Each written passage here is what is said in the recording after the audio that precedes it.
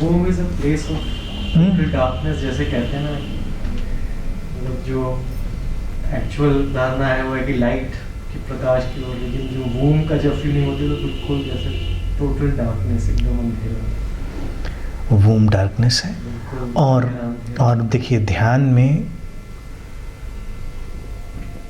केवल भगवान शिव के द्वारा जो ध्यान पद्धतियाँ दी गईं विज्ञान भैरव तंत्र में, उसमें कुछ विधियाँ अंधकार को लेकर भी हैं और कुछ जगहों पर परमात्मा की परिकल्पना अंधकार की तरह भी करी गई। इसलिए ये जो वाक्य है ये भी तनाव वाला बन जाता है कि हमें अंधकार से प्रकाश की ओर ले चलो। तो इसमें अंधकार का डिनायल होता है और प्रकाश की ओर जाने की कोशिश होती है। तो सटल ढंग से अंधकार की निंदा भी हो जाती है। हम कुछ भी कहें, विज्ञान भैरव तंत्र में भगवान शिव ने कुछ विधियां अंधकार के ऊपर दी हैं, तो उसमें अंधकार का कोई अस्वीकार नहीं है, बल्कि अंधकार में ही प्रवेश है। अंधकार को एक्सेप्ट करना है और उस अंधकार से हमारे अंदर एक गहरी चेतना का विस्फोट होता है और फिर पता चलता है कि प्रकाश और अंधेरा ये कोई दो चीज़ें नहीं हैं। अगर हम वैज्ञानिक रूप से भी देखें तो वो कोई दो चीज़ें नहीं, वो बदलती हुई दो स्थितियां ही हैं। इसीलिए उसमें बहुत ज़्यादा अगर हम भेद करेंगे तो मुश्किल होगी। तो परमात्मा को प्रकाश की तरह जब हम जानने की चेष्टा करते हैं, या जिन लोगों ने भी परिकल्पना करी, तो वो ज़्यादातर ये भय से निकली हुई परिकल्पना थी। भारत में हमने उसे दोनों तरह से देखा और हमने ये भी जाना कि अंधेरा बल्कि ज़्यादा प्राथमिक है, क्योंकि प्रकाश तो आता है और चला जाता है और उसके आने जाने के बाद, पहले और बीच में, बाद में जो भी रहता है वो अंधेरा ही रहता है। तो वो शाश्वत। तो परमात्मा देखा जाए तो, या भगवत्ता या गॉडलीनेस अंधेरे जैसी है, शाश्वत है। फिर ये और एक आध काम करती है, इस पे एक्सपेरिमेंट कर सकते हैं। अंधेरा ही एक ऐसा एलिमेंट है, ऐसी प्रक्रिया है जो तुम्हें इंडिविजुअलिटी से फ्रीडम देती है, व्यक्तित्व से मुक्ति देती है। इस कमरे में भी पूरा अंधेरा कर दें तो सबके चेहरे खो जाएंगे।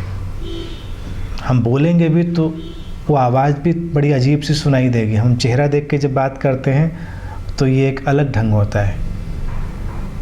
प्रकाश में चेहरे प्रकट होते हैं, चेहरों से व्यक्तित्व प्रकट होता है, और अंधेरे में चेहरा खोता है और व्यक्तित्व खत्म होता है। इसीलिए अंधेरे से व्यक्ति डरता है, अपने चेहरे को और व्यक्तित्व को छोड़ने से चूँकि डरता है। तो जो अभी सोनल ने पूछा, समस्या पहली तो वही है कि हम एक्सेप्ट करें कई सारी चीज़ों को कि जीवन की स्थितियाँ ऐसी हैं, और फिर जब बीइंग की ओर जाएंगे, सेंटर ऑफ बीइंग की ओर जाएंगे, तब अपने चेहरे और व्यक्तित्व को भी छोड़ना पड़ेगा। Then there is nothing like Sonal और उज्ज्वल और एनीबडी एल्स। ये केवल एक लाइफ एनर्जी है विच इज़ मूविंग, वो घूम रही। तो अभी तो अड़चन उस व्यक्तित्व के कारण है। गर्भ में भी इसलिए कोई चेहरा नहीं है, कोई व्यक्तित्व नहीं है, व्यक्तित्व बाद में पैदा हो रहा है। तो अंधेरे का स्वागत करें, अंधेरे से भी घबराएं नहीं, अंधेरे से कोई लड़ने की कोशिश भी नहीं है। रोशनी का भी आनंद लें, अंधेरे का भी आनंद लें। अब तुम सोचो, कल्पना करो, मैं कई बार इस पर सोचता हूँ, अगर रात ना होती तो तुम रिलैक्स नहीं कर पाते, तुम आराम नहीं कर पाते और विक्षिप्तता की स्थिति बन जाती है। अगर ये दिन ही दिन रहता तो प्रकृति ने तो बहुत ही वाइज मैनेजमेंट किया है कि बराबर बराबर बांट दिया, इतनी देर रोशनी, इतनी देर अंधेरा। तो जब रोशनी का काम है तो रोशनी का आनंद लो, रोशनी में एंजॉय करो, और जब अंधेरा है तो अंधेरे का आनंद लो। अंधेरे की जो कोमलता है, उसका जो एहसास है, उसकी जो मिस्ट्री है, उसका आनंद लो।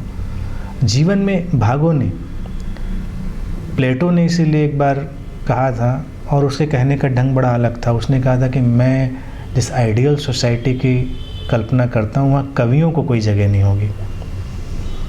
अब बड़ा ही नॉन रोमांटिक स्टेटमेंट उसका था, कवियों की जगह नहीं होगी। लेकिन मैं प्लेटो का भाव समझता हूँ। उसने इसलिए कहा हुआ क्योंकि रियलिस्टिक होना ज़रूरी है। और अब समाज ऐसा आ गया है जिसको मैं कहता हूँ विजन ऑफ एनलाइटेंड सोसाइटी, जहाँ आर्ट पोएट्री वो भी रियलिस्टिक हो सकती है।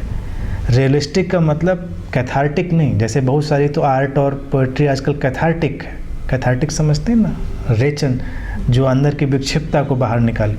फिर एक रियलिस्टिक जिसकी मैं बात करूँ वो टोटल एक्सेप्टेबिलिटी की, यानी कि अंधेरे से रोशनी की ओर जाने का चुनाव नहीं है। तो कभी लोग कहेंगे कि जीवन में बहुत रात थी, अब दिन भी आएगा, तो रात से कुछ घबराहट है, परेशानी है। लेकिन किसी के जीवन से रातें निकाल दो तो मुश्किल हो जाएगी। तो रातों का अपना सौंदर्य है, अंधेरे का अपना सौंदर्य है।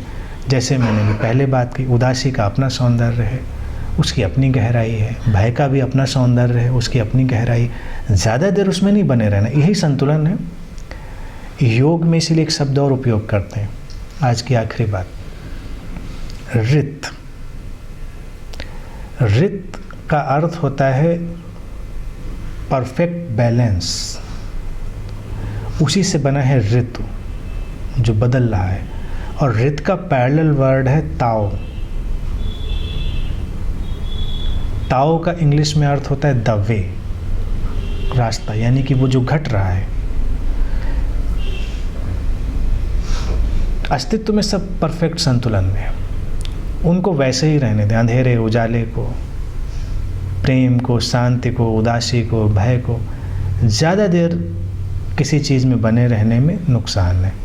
जल्दी ही संतुलन में आ जाते हैं तो अच्छा है, फिर जीवन बड़ा ही सुंदर और चमत्कारिक हो जाता है। आज के लिए इतनी ही बात।